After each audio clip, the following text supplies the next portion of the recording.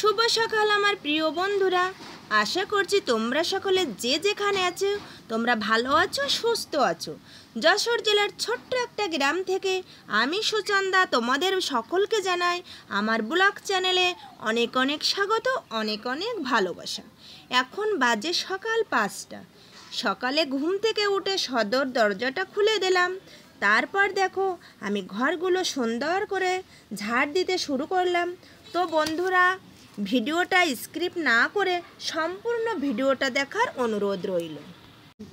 চলো বন্ধুরা, তবে আমরা রান্নাটা আরম্ভ করি।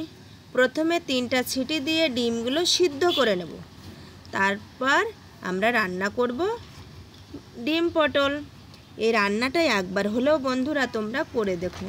জানো তো বন্ধুরা, এই রান্নাটা করলে আমার মনে হয় আর মাছ মাংসের দরকার হয় না। আমাদের বাড়িতে সবাই এই রান্নাটা ভীষণ পছন্দ করে।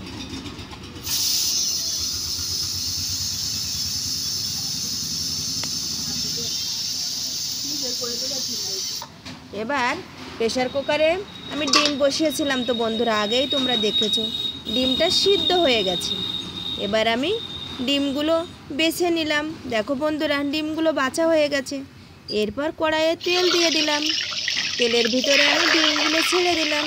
এবার সুন্দর করে লবণ দিয়ে হালকা আঁচে ডিমগুলো আমি ভেজে নিলাম, ভেজে উঠিয়ে নিলাম।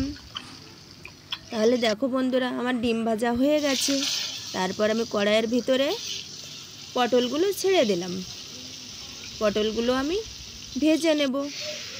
খানিকটা ভাজার পর এর ভিতরে লবণ, হলুদ, আদা, রসুন বাটা, পেঁয়াজ রসুন এবং ভালোভাবে এগুলো আমি কষিয়ে নেব। তারপর জিরে এবং গরম মশলাটা ওর ভিতরে আমি দিয়ে দেব।